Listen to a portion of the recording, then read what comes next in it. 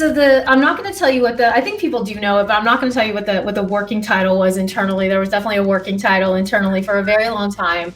And I think that, I think it's really hard when you have a kind of like a temporary name for as long as this game was in development to then replace that name. And we knew that name could never be the name of the game. Like, it was intentionally chosen in a way where it probably would never be the name of the game. But like, moving away from that name, like, no one could decide what the name of this game should be.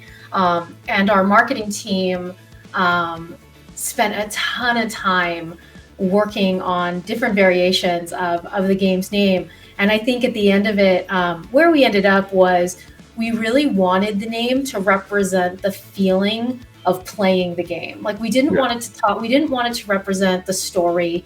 We wanted it to represent what it felt like to play this game. And so for us, we liked the word valor. Valor was a word that was like in a bunch of different versions of the game name. But it wasn't about valor. It was about the feeling of valor. And so we made up a word, which is Valorant. But for us, like, it's like, you are of valor and you are representing valor. I will say the process itself, though, was bananas. Like, it was crazy. We must have looked at 1,000 names. There were so many names, right?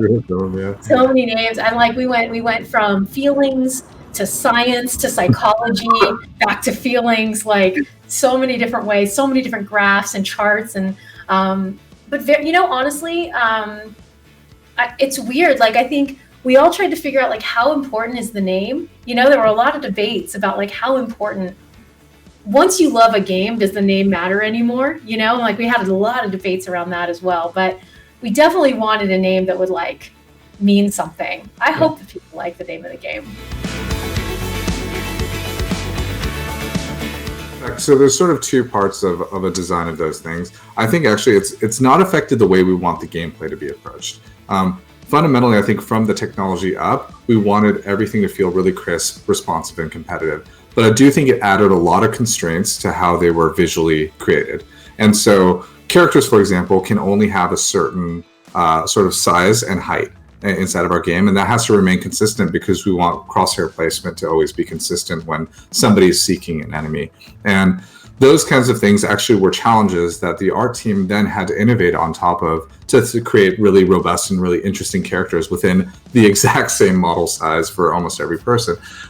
Additionally, for the map team, there's very crisp gameplay angles that have to occur inside of the game because we have very, very tight sort of combat angles for gunplay. And for that reason, when they were looking at it, they couldn't create crazy, like, sort of more organic angles that would have changed the space. But they did innovate in terms of finding ways to smooth the angles and generate spaces that still create a fairly diverse kind of visual set piece for players to play inside of. So I definitely think it informed the way that we did it, but more it became challenges that then we had to overcome in special ways from the creative side.